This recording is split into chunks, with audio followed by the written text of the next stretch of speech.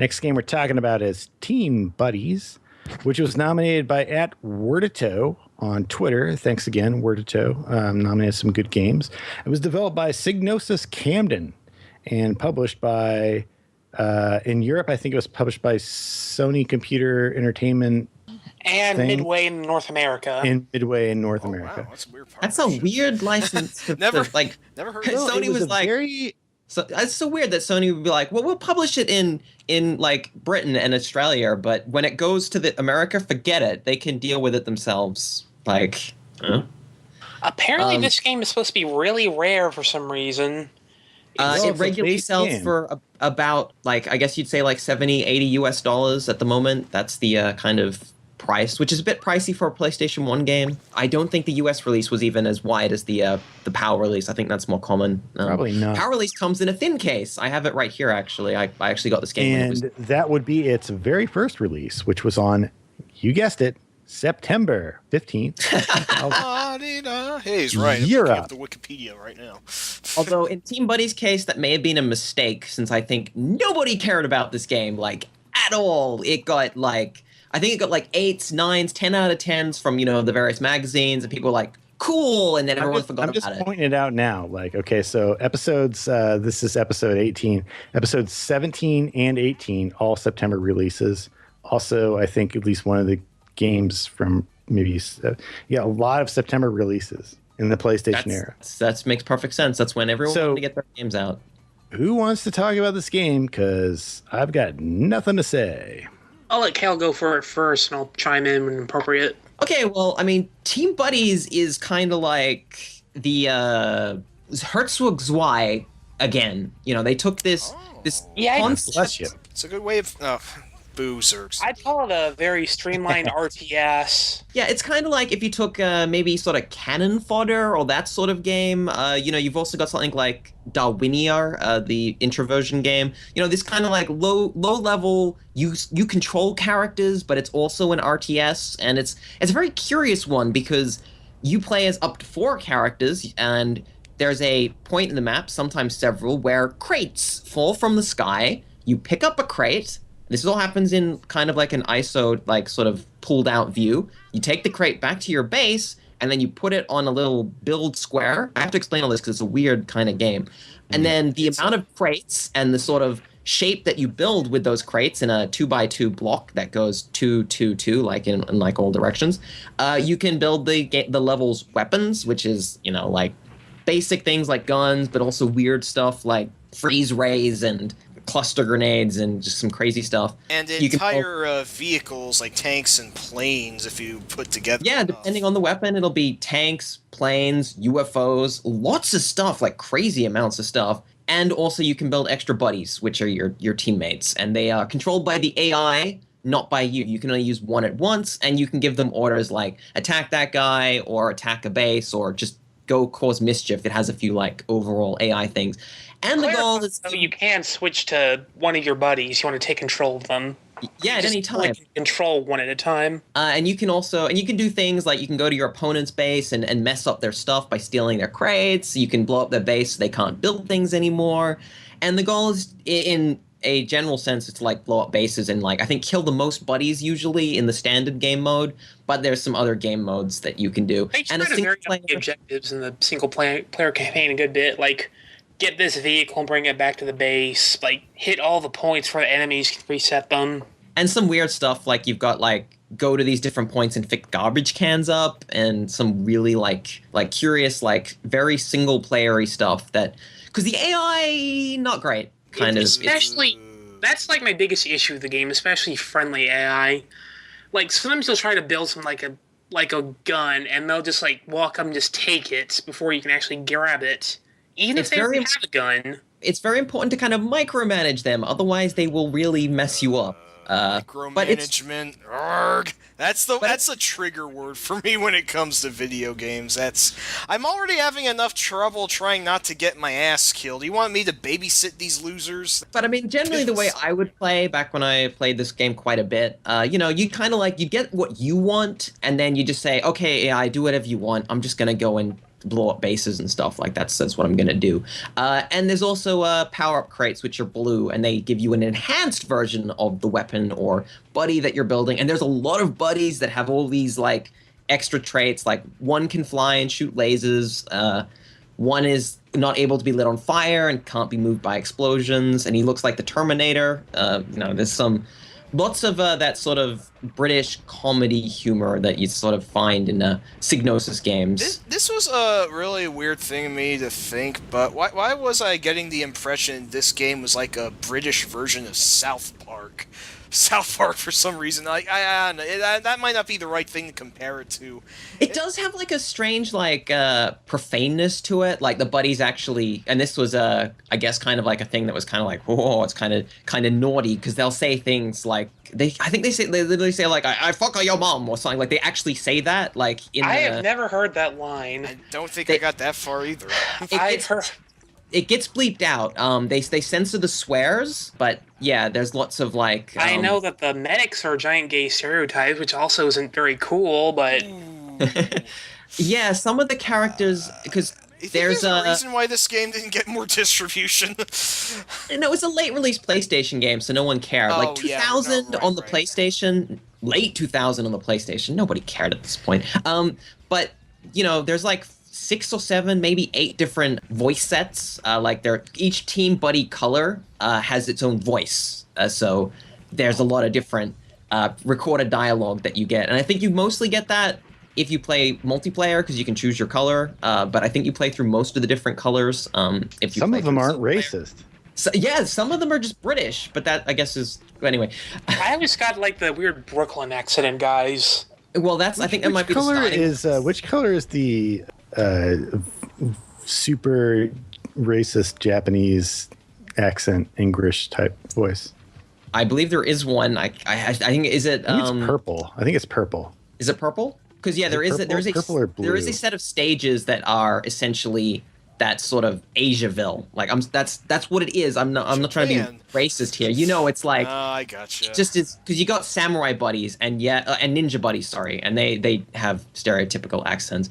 It's like it's an offensive little like British game when they could just barely release that and everyone just kind of, and by everyone I mean the gamers at the time were like this is really rude and funny. All I can think of here is that this game actually beat Conker's Bad Fur Day to the punch as far as ultra offensive British games are concerned. Like, the difference is you kind of have to dig for it in Team Buddies. It's not like it has an M rating. You actually have to like play the game for to see everything that might offend you. See, the thing is, like, a lot less subtle about it. This game is one of those games that it doesn't really have a target. It's just kind of like a whole bunch of like offensive like racist stereotypes and it's like Punch-Out type racist stereotypes. It's not.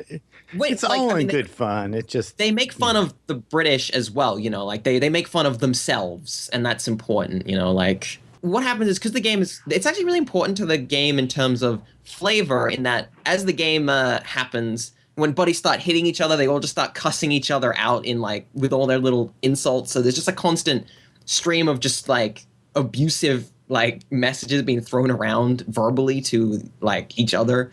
So it's kind of like just a fun little experience. And also the graphics are like bright and colorful and very kiddie. So it does have that sort of same, a bit like Conker in that it has like that, this looks like a kid's. It's not. It is not for children. Yeah, I really do feel that the aesthetics are probably the best part about it because it's relatively simple and in a way a little bit cutesy and it doesn't really do a lot of fancy, but it does also, like, I don't know, it is oddly distinctive for how every character looks like a pill robot of some sort, like.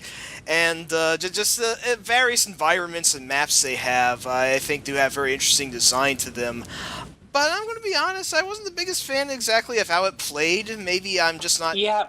Real-time strategy games are like poison to me. I don't know if I'm just a dummy babby, but even the really simple ones like this, I just do so poorly at, and I really couldn't get very far in this game.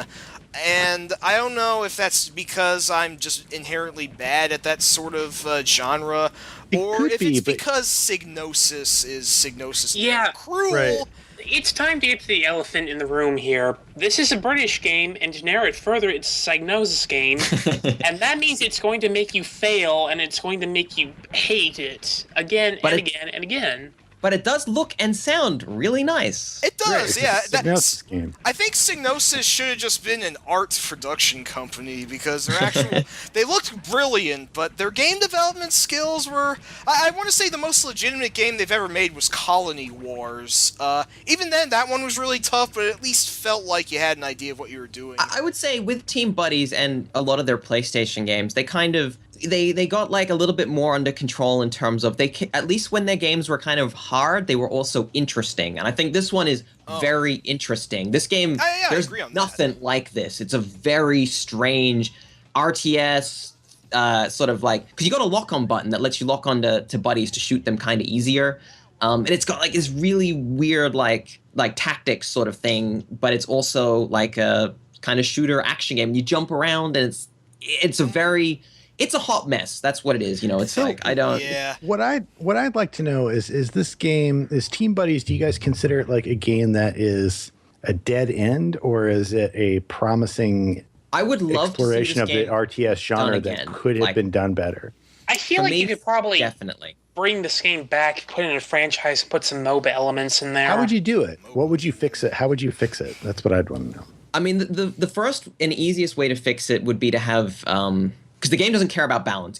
Not even a little bit. This is from that time period where lots of RTS games of this like vague type were just, we don't care about balance. Is the game fun? I guess. Okay, get it out there, because there are weapons that are not balanced. Some of the vehicles are useless. Some of the buddies are useless, and it just kind of comes up as like this like mess. You can go blow up bases, and the AI doesn't respond very well to you killing them in lots of cases. It really feels like in this game you have to just you can't be fancy. You just have to just get your buddies, get the best weapons, just go for it. And that you don't usually want to bother works. with anything else. And the thing, I guess, is this game is one of those games, and maybe because it's Psygnosis as well, it feels like you're breaking it to win, but the game is like, nah, it's cool, you should do that. Like, you should just break it, and then you'll be fine. I would love to have this game fine-tuned a bit with online multiplayer. That would be awesome. That would really definitely great. get behind, yeah. But you're not going to see that anytime soon. I do want to say there is a cool game type where instead of fighting, you have unlimited respawns, and it's like a football game, and you actually have like a bomb that you have to throw around the field, and it just explodes. It's really like cool little like thing that they included. Wait, like a hot potato. which game is this? Yeah. It's an unlockable multiplayer mode, and the multiplayer does have bots, so you can play it by yourself, and it's 4-player. If you grab a multi-tap, you can play 4-player split screen on this one. I feel like this is the kind of game that you could have somebody just basically take the concept of some indie developer, put on Steam, and you'd probably do okay. Yeah. As long as you advertised it right, it would probably work really well. And this game does commit one other really, really frustrating sin. It's very common for games of this time, but the multiplayer content is locked behind single-player gates. Ooh. And I mean, burns. it's a Psygnosis game, and you have to literally, and I did this back in the day, you have to finish the game all the way through and basically gold star, proper, oh my perfect every level in order to God. get the multiplayer content. This doesn't make me awful. And you don't want to play the single-player mode for the story, because the ending is 10 seconds of Buddy just walking up on the screen telling you to piss off. Because they Not won. those exact words. Jesus Christ. That's But I will say back in the day I enjoyed it, in terms of the single player, there was a lot there. I did find a speedrun online recently where someone finished the game in an hour and 50 minutes. So you can do that if you're... That's always a good sign. Yeah. there's a lot of missions in this. But yeah, they didn't gold star anything. And there is you can finish levels, and then there's bonus challenges in each level to complete to get gold You can stars. finish it, have a little bit of fun, or you could gold star it and have no fun at all. Just suffer through it. On the upside, today you could download. I'm almost certain you could download a complete finished thing, so that would be fun. I was about to say, if there was any game that demanded an online save file, this is it.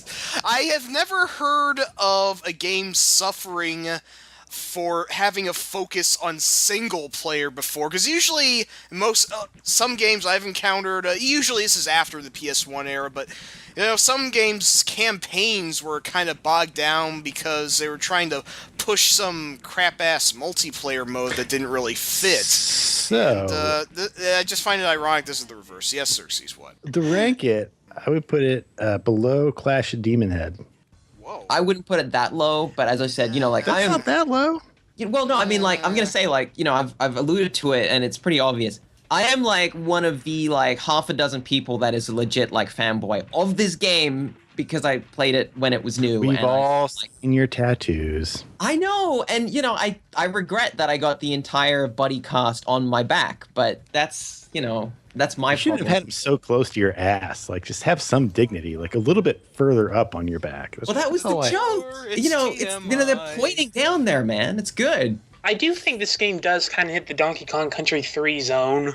I do think that this is at least a mid-range game, because even if I'm not the biggest fan of it, it was rated quite well for its time, and I do like the concept of it, just not really the pacing was so chaotic for me. Here's my thinking. Below Marvel Land, because I don't remember what Marvel Land's about, and below, I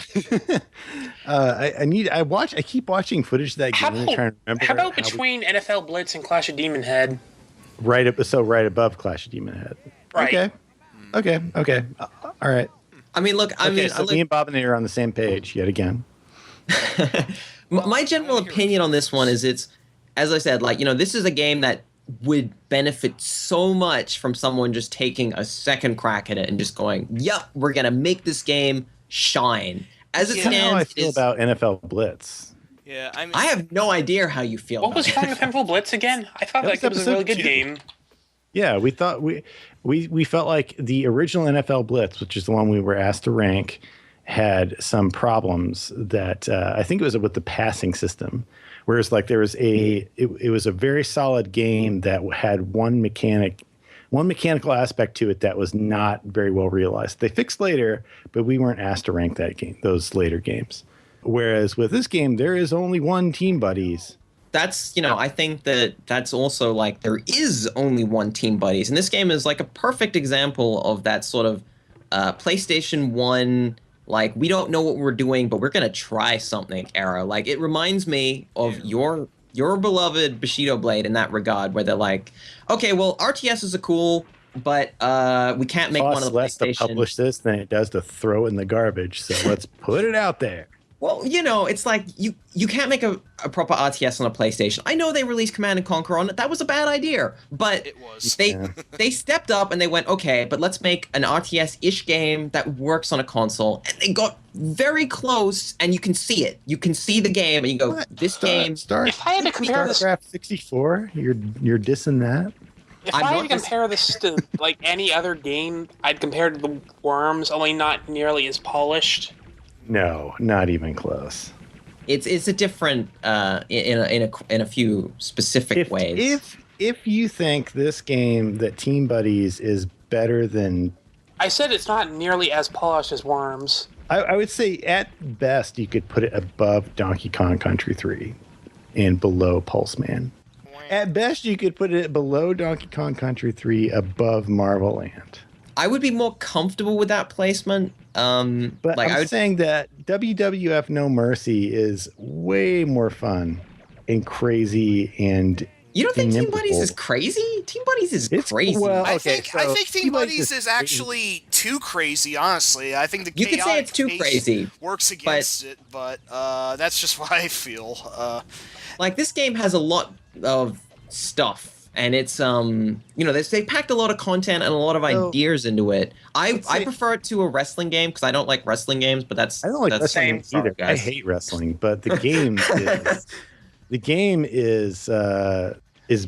just bonkers. Like, it is. Me, there will never be another game like that. There probably won't be another Team Buddies either, though. For me, No Mercy like super unapproachable, and Team Buddies is a little bit easier than that. So Team Buddies actually tries really hard to be approachable. I'm going to be honest. I agree with Bob on that. I would place this above No Mercy, to be frank. Forward on the control pad is a low grapple. Forward on the control pad plus B is a no. I see what you guys are saying. If you wanted me to start dropping wrestling terminology just to annoy you, I'll gladly do that. But No, let's not. I will put. Please just don't. That Emerald Flosion ended in a schmoz match, and the Look, I am about to faint. Okay, we should have it fade out when Satanga says that. I can. There's a weird thing. It's only been documented when somebody's talking about pro wrestling, but I can rage faint. It's a weird combination of boredom and fury. I don't know how to explain it. But what you're saying is we are actually going to put Team Buddies above it. We're going to, aim it a little higher. Yeah. I mean, I do like what the game does, even if it doesn't do it nearly as well as it could. But no, Cal sold me on this. It's a really crazy balls out concept, and we have really not seen any game at all like this since then. Just keep in mind, Cal has kind of a bias. He is trying to justify those back tattoos. Well, so, like if I will say, like, the hottest part about this game is finding 3 other people who are any good at it to play multiplayer. That is really hard to do. That is a big No, problem. you're right. Now, I'm only going to call Bios and Cal when we start discussing Shaq Fu. Otherwise, I'm going to trust his judgment here. Between Marvel Land and No Mercy, was that what we went for? I believe Marvel Land had inexplicably remained, up there. Because Marvel Land has coasted on its... everybody's afraid to say, well, it's better than Marvel Land. See, this is nobody why can I feel quite like we need to remember Marvel revisit Land. some of these. No. It's right because it's right. It's No, wait, kind of we what can have go to- back. It's Donkey Kong Country 3 that we don't remember anything about. Marvel Land is back in GC9X35, so technically, if we weren't completely lazy, we could just go back and listen to our own show and figure out why we ranked it the way we did. No, who would do that? Oh no! Own show? That was back when we were ranking games as we were watching one of us play the game, which was an interesting idea that we don't do anymore. But that was, I think I recall us being kind of impressed by all the things that you could do in the game that we weren't expecting. And so that's the most I remember about it. As long as we can stop talking about Team Buddies, I will put it You put it wherever below you want. Marvel Land, above WWF No Mercy, even though WWF No Mercy is remembered by people, and Team Buddies is a game I had to look up to make sure it was real. So I mean, you gotta stop contradicting yourself, man. When you're like, Objection! we gotta rank games that are obscure or higher, and then it's like, no one's heard of this, so rank it low. Hey, you're Come right. on. When we No, I discussed this didn't know. last episode, you were actually making that case for Metal Gear Solid versus Lode Runner. if we're acknowledging Team Buddies at all, we are giving it credit that does not exist anywhere else. Like It's the fact that it's we're even solid saying Team experience. Buddies exists and you can play it is a big boost to Team. That is a huge advertisement. I mean, Team Buddies, that's what I like about it. You hear it, you're like, what? They made But what? it's Team Buddies. It's like, there you Well, go, guys. It's not Buddies. quite a RTS, and it's not quite a. To answer your question, I don't know. Dad, what's a Muppet? But they're also really, really abusive. I mean, this is key to the whole thing is they like swear and they're all racist caricatures. Right, which is problematic. Let's. Okay, so are we agreed though? Like, is that sound fair? Let's do it.